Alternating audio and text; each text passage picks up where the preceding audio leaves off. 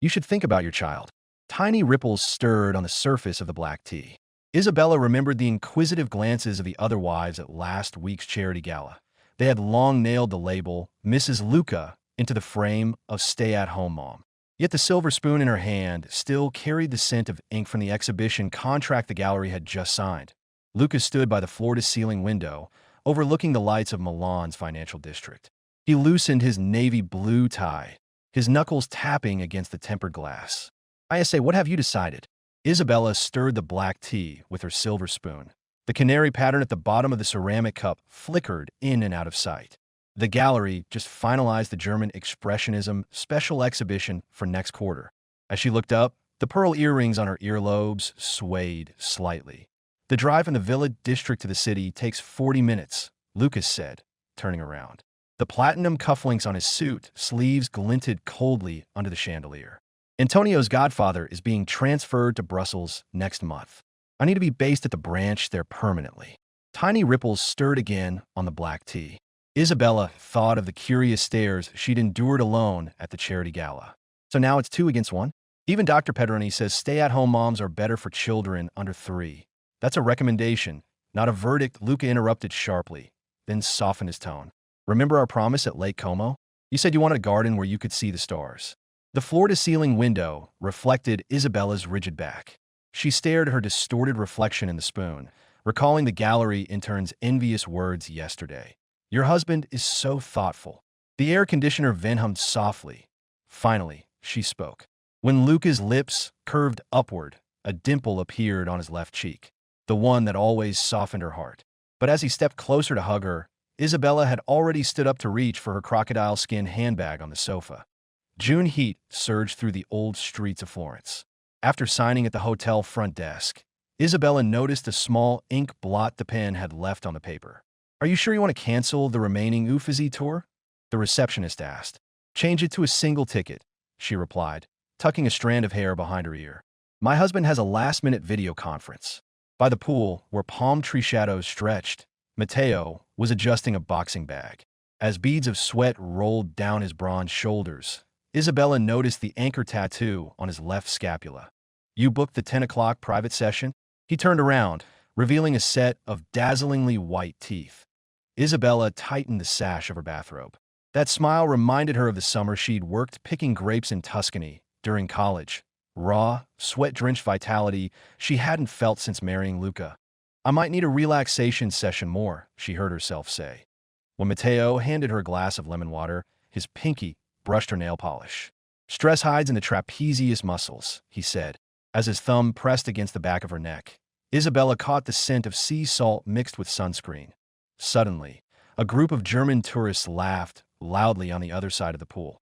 Isabella stepped back abruptly, knocking over a mojito by the lounge chair. "I'm sorry." Matteo wiped up the spilled drink with a towel, his tone as casual as if they were discussing the weather. Isabella's eardrums throbbed. She should leave immediately. Yet the corner of her eye caught her blurry reflection in the glass wall. Pearl earrings, Bulgari bracelet, like a meticulously maintained statue. "My husband's flight lands in Paris at 10 tonight," she heard herself say, as if possessed. Matteo crumpled the wet towel into a ball and tossed it into the recycling bin. The plastic bin emitted a dull thud. "So you have," he glanced at his watch, 9 hours and 17 minutes of freedom left. The cicadas chirping suddenly grew shrill. Isabella touched the crack on the lounge chair's armrest, a tiny, impending split that felt like a centipede crawling into her chest. The ticking of Matteo's watch suddenly grew loud, click, click, as if counting down to something. "You know?"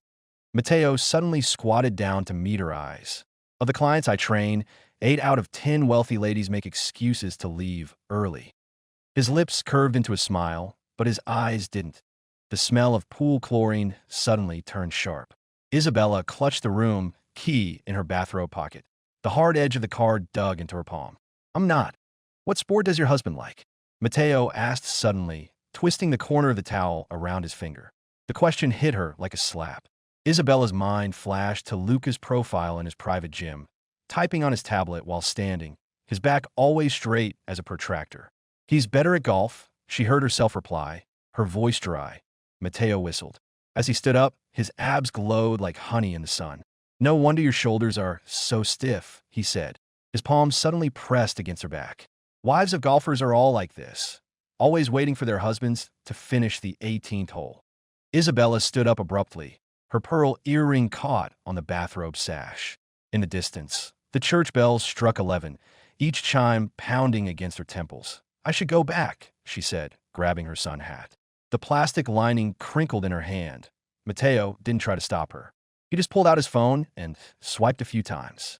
I'm off tomorrow afternoon at 3, he said, turning the screen toward her. It showed a small artisanal ice cream shop tucked in an alley. Their pistachio flavor uses premium nuts from Sicily. Isabella stared at the silver pinky ring on his finger, then thought of the platinum wedding band on Luca's ring finger during their video call that morning. Cold air from the hotel corridor suddenly rushed over her, and she shivered. 3 months later, Isabella stared at the 2 lines on the pregnancy test in the villa's bathroom. The coolness of the tiles seeped through her silk nightgown. In the mirror, her lips trembled, like the bathrobe sash Mateo had brushed that day. Luca. When she tapped on the study door, she found her husband polishing the gold-rimmed glasses he never took off. As he looked up, the cold glint from the glasses' temple slid across her lower abdomen. You look pale, he said. Isabella hid her hands behind her back, her nails digging into her palms. I'm pregnant. The words hung in the air like a stone. Luca's polishing cloth froze. He stood up slowly. His leather office chair made a soft hissing sound as it deflated. When did this happen? Probably the week you went to Brussels last month, Isabella said, staring at the 3rd button on his shirt, the one that always pressed against her forehead when Luca hugged her. The antique cuckoo clock in the study suddenly chimed, startling her shoulders. Luca walked around the desk, the faint scent of cedar cologne wrapped around her. That's wonderful, he said, his voice hoarse. His fingers gently brushed her still flat lower abdomen. Isabella suddenly grabbed his wrist. The cold metal of Luca's watch pressed against her burning skin. I'm scared, she blurted out. Scared of what?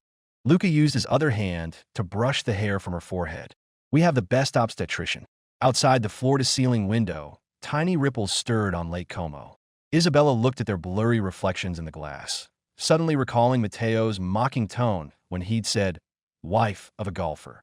The next day at the gym, Mateo was lacing up his boxing gloves. Isabella stood in the corner of the locker room, breathing in the familiar mix of sweat and rubber. I want to terminate the contract, she said, holding out her black card. A small chip was missing from the French manicure she'd gotten last week. Mateo didn't take the card. Instead, he grabbed her wrist. You've lost weight, he said, his thumb rubbing her prominent wrist bone. Morning sickness that bad? Isabella yanked her hand back. The black card fell onto the non-slip mat. You knew. Lucy at the club front desk is my cousin, Mateo said, bending down to pick up the card. A bead of sweat rolled down his neck into his collar. She said you canceled all your sessions, citing morning sickness. A sudden laugh from the locker room made Isabella jump like a frightened deer. Mateo lowered his voice. Listen, I can quit my job. I can leave Florence. You don't need to. She interrupted too sharply. The echo buzzed in the empty gym. My husband is really looking forward to this child. Mateo's expression froze. He stood up slowly. The laces of his boxing gloves hung down like 2 dead snakes. I see, he said. He turned to get a paper bag from his locker. The lemon meringue cookies you said you liked last time. Isabella didn't take it. She stared at the veins protruding on Mateo's arm, then thought of Luca's always neatly pressed shirt cuffs. Don't contact me again, she said. The words were as light as a feather, yet they made Mateo step back half a step on the drive back to the villa. Isabella stared at her lower abdomen, lost in thought. The driver, old Mario, glanced at her several times in the rearview mirror. Madam, is the air conditioning temperature okay? It's fine. Thank you, she replied mechanically. Suddenly, she noticed the paper bag had somehow ended up in her purse. The cloying scent of cookies seeped out, mixing with the sandalwood of the car's air freshener, churning her stomach. That night, when Luca came home, he found the bedroom lights still on. Isabella was curled up in the armchair, clutching an opened cookie package. Did you take the vitamins Dr. Pedroni prescribed? Luca asked, loosening his tie. He noticed several crumpled tissues in the trash can. Isabella looked up suddenly. Her amber pupils flickered like 2 small flames under the desk lamp. What if the child doesn't look like you? The tie slipped from Luca's fingers. The silk fabric brushed the wooden floor with a soft rustle. He knelt down slowly, his palm resting on her knee. Any child you give birth to, he said, his voice soft yet piercing, will be my child. A flash of lightning suddenly streaked outside. The stuffy heat before a rainstorm filled the room. Isabella stared at the wedding band on Luca's ring finger, its platinum surface glinting coldly under the desk lamp, like an unopenable lock. She tightened her grip on the cookie package. The plastic crinkled sharply.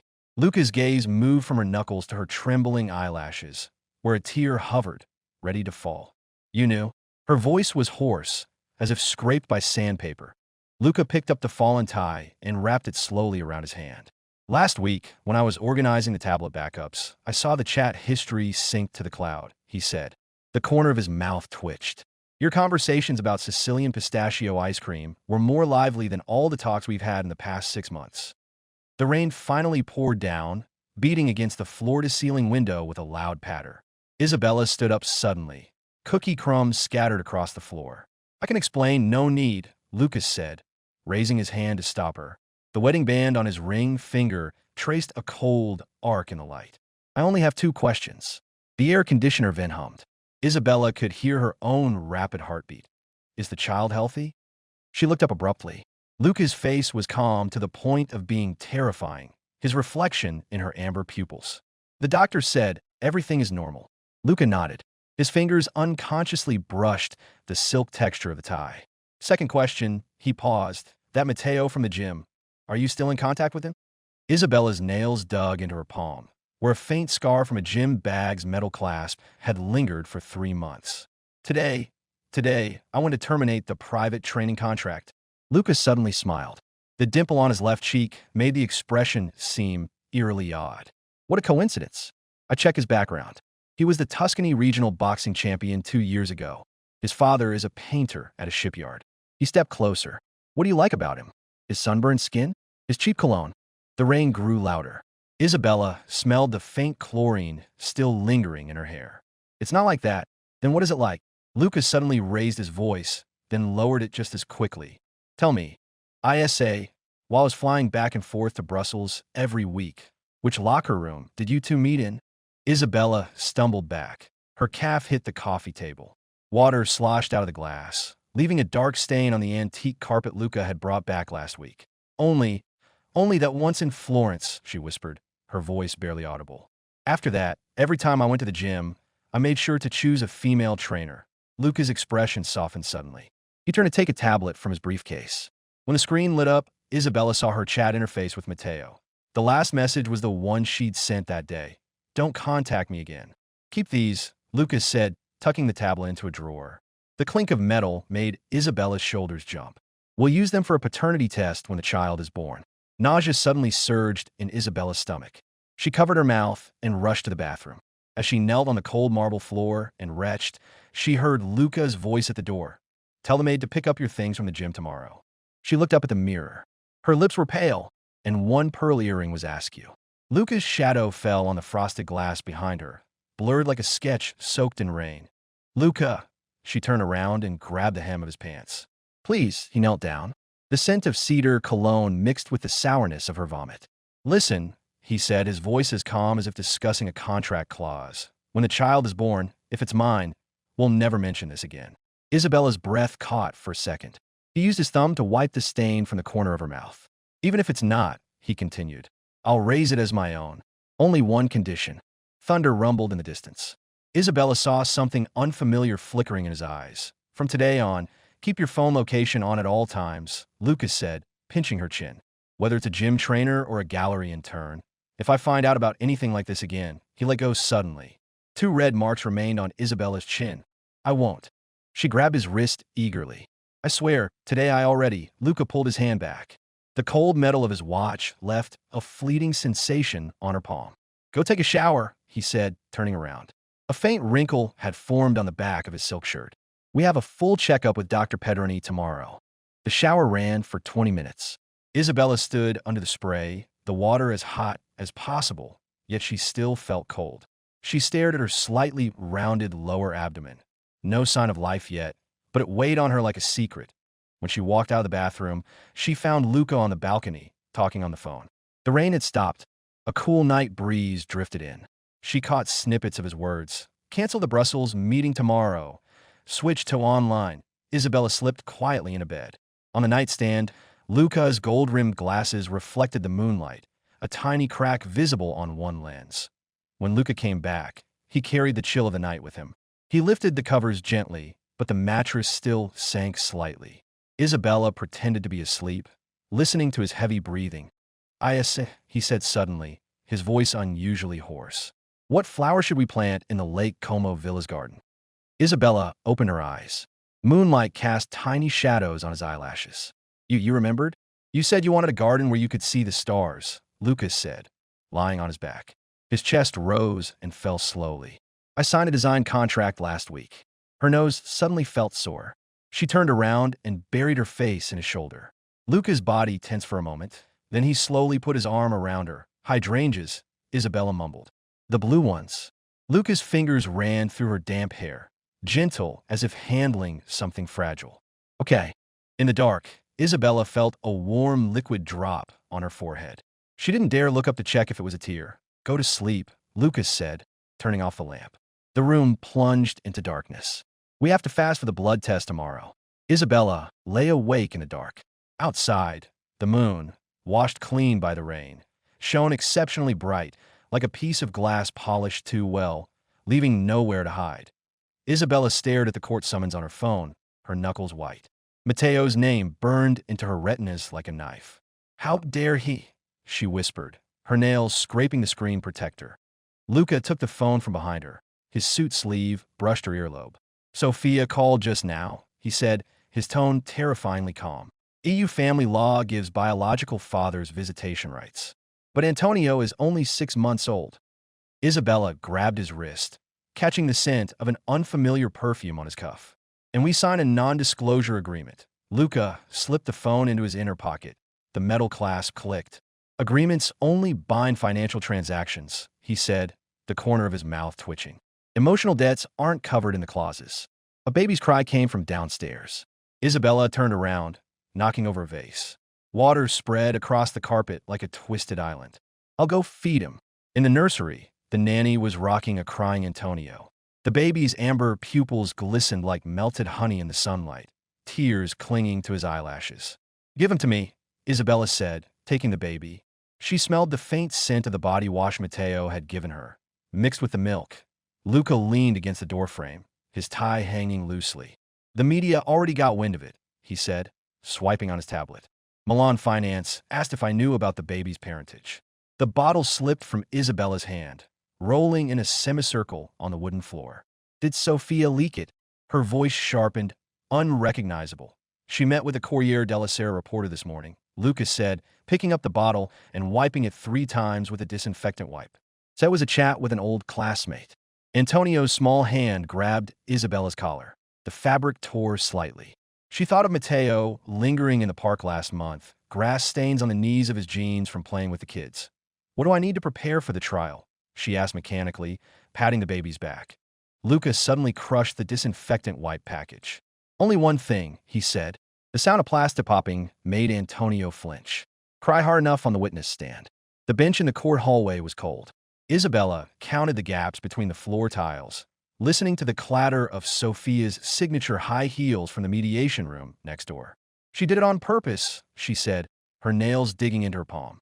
Only she knew those details from the interviews. Luca's hand paused as he adjusted his cufflinks. The cold glint of the platinum caught her eye. There's no point in dwelling on that now, he said.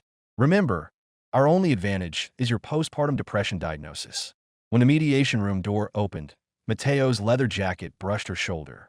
Isabella smelled the faint gym chlorine on his collar, the same scent from that day in Florence. The judge-approved monthly visitation, Sophia said, slamming her folder shut. But a child psychologist must be present. Her red nails tapped the clause.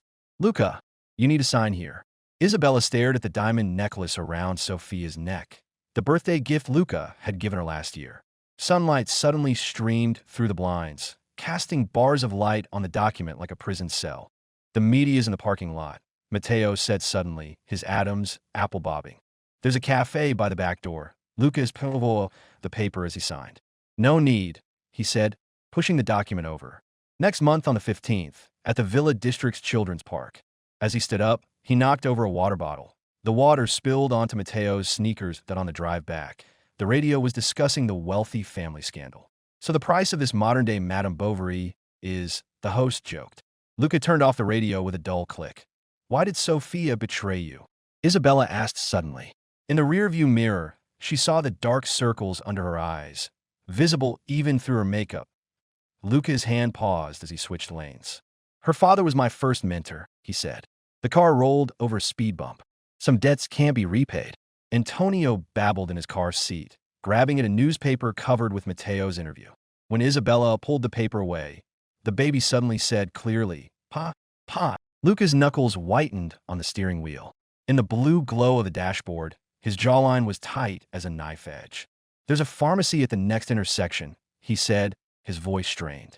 Remember to buy melatonin.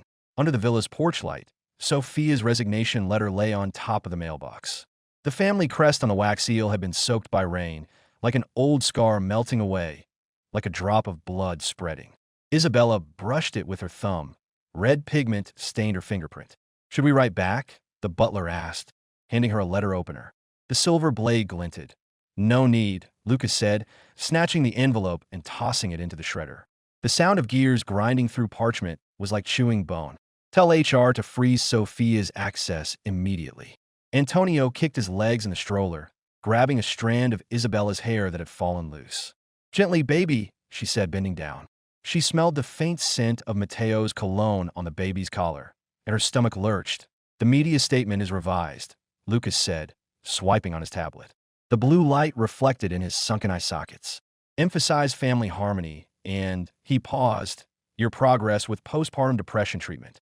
Isabella pried, opened the baby's tightly clenched fingers, and found a tiny red scratch on his palm. He scratched himself, she said, her voice rising. Look at his nails. Don't you think they need to be? The nanny trimmed them 2 hours ago, Lucas said, pressing the call button.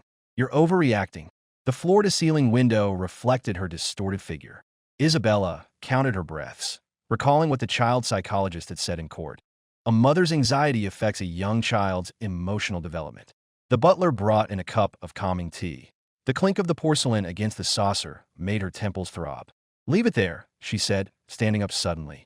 I'll take Antonio out for some sun. In the garden, the hydrangeas hung limply. Isabella parked the stroller in the shade, noticing the shadows looked like the blinds in the Florence courtroom. Her phone vibrated in her pocket. An unknown number had sent a photo. Mateo holding a doll with features eerily similar to Antonio's. Delete it, Lucas said, appearing behind her.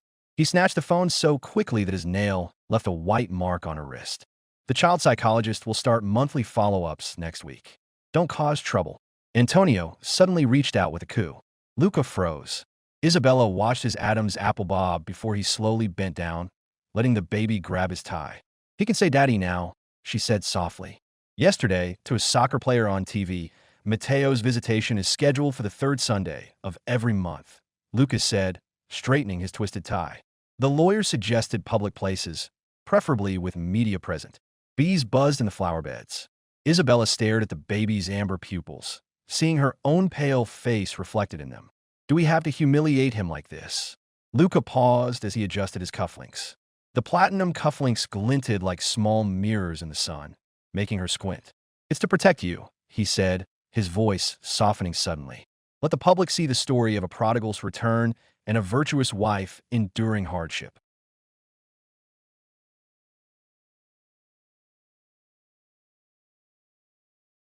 The nanny hurried over with a bottle. Time for solid food, she said, noticing the tension. Her voice grew quieter. The doctor said to increase iron intake. Isabella snatched the bottle suddenly. Light brown rice paste splattered on her skirt. I'll do it, she said, picking up the baby. She noticed a sunburned patch on his neck. The UV index is too high today. Luca reached out to touch the patch. Antonio giggled. Just like you, he said, the corner of his mouth twitching. Sunburned so badly in Tuscany as a kid. The rare joke made Isabella's nose ache. She bent down to smell the baby's milky hair, then heard Lucas say, I checked Sophia's call logs. Rice paste dripped from the spoon, forming a sticky puddle on the grass. And she sent 11 text messages to Mateo, Lucas said, crushing an ant with the tip of his shoe. including the address of every hospital you visited for checkups. Antonio knocked over the bottle suddenly, covering his hands in rice paste. As Isabella wiped him with a wipe, she noticed a strand of golden hair tucked under his pinky nail, the same color as the highlights in Mateo's hair. About next month's visitation, her throat tightened. Can we reschedule it to? Luca's phone suddenly rang, playing the melody of the Marriage of Figaro.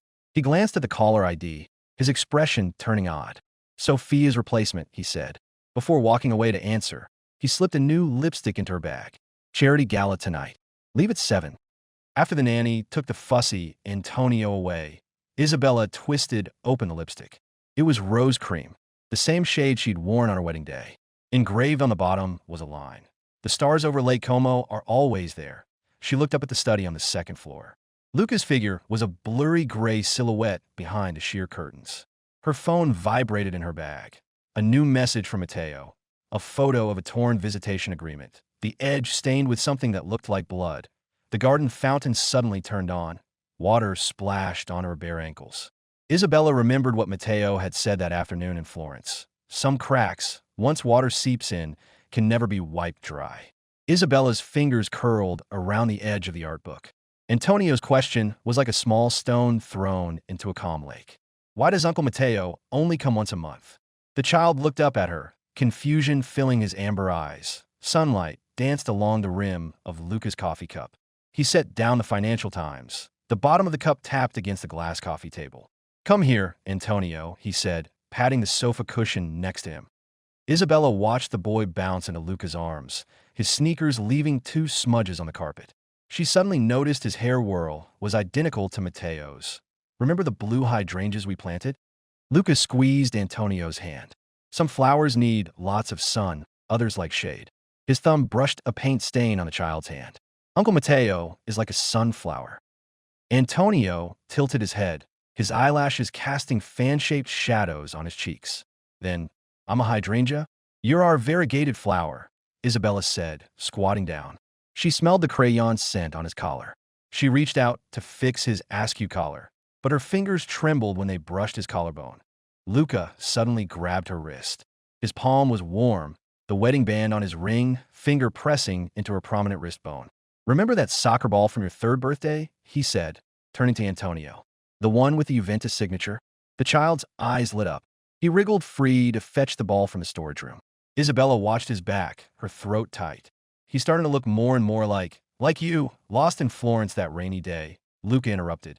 His thumb brushed the faint scar on the inside of her wrist. Soaked through, but refusing to leave until you found that little gelato shop. Antonio's cheers echoed from the garden. Through the floor-to-ceiling window, Isabella saw him holding the faded soccer ball, sunlight gilding his fluffy curls. He was unconsciously mimicking the dribbling move Mateo had taught him during last month's visitation. Should we tell him the truth? She asked, her voice as light as a feather. Luca turned his coffee cup, hiding the crack on the handle. He already knows the most important part. His phone lit up on the coffee table. A message notification from Mateo. Can I take Antonio to the botanical garden for next month's visitation? Isabella's nails scraped a white mark into the leather sofa armrest. She'd sliced that same armrest with a letter opener 3 years ago. It had since been reupholstered in a matching fabric. Reply to him, Lucas said, pushing the phone toward her. Remember to remind him to bring sunscreen. Antonio burns easily. The corner of his mouth twitched. Just like you. Isabella's thumb hovered over the send button. Half-typed in the message box was, please don't buy him ice cream. The cursor blinked relentlessly. Luca suddenly pressed his hand to her shoulder. Send it, he said. His breath brushed her ear. Add that Antonio's soccer skills have improved a lot. Clouds covered the sun suddenly. Isabella smelled the familiar cedar cologne on his collar. The same scent from that rainy night 3 years ago, when he'd hugged her. Her phone vibrated. Mateo had replied with a thumbs-up emoji. Antonio ran back, his hands still wet.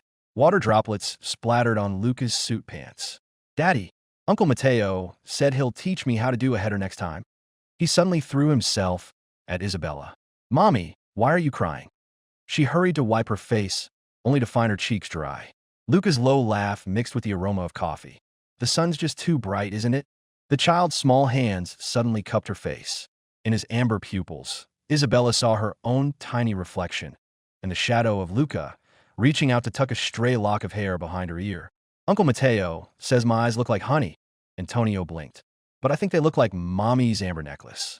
The light caught Luca's gold-rimmed glasses, hiding his expression. Go wash your hands, he said, gently pushing the child toward the hallway. Snack time soon. Once Antonio's footsteps faded, Isabella picked up the phone. A crack ran across the screen protector, just like the one on the lounge chair armrest in Florence. The botanical garden, isn't that too far? The one next to City Hall, Lucas said. He took off his glasses to clean them, a fingerprint smudged on one lens. I checked his schedule. He doesn't have private sessions on Wednesday afternoons. A sudden cough from Luca interrupted her. Coffee had gone down the wrong pipe.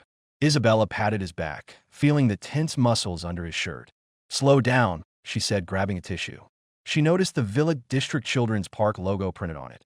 Antonio took advantage of the distraction to climb onto Luca's lap. The soccer ball rolled under the coffee table. Daddy, can you do a head or two? I'm better with this, Lucas said, tapping the child's forehead.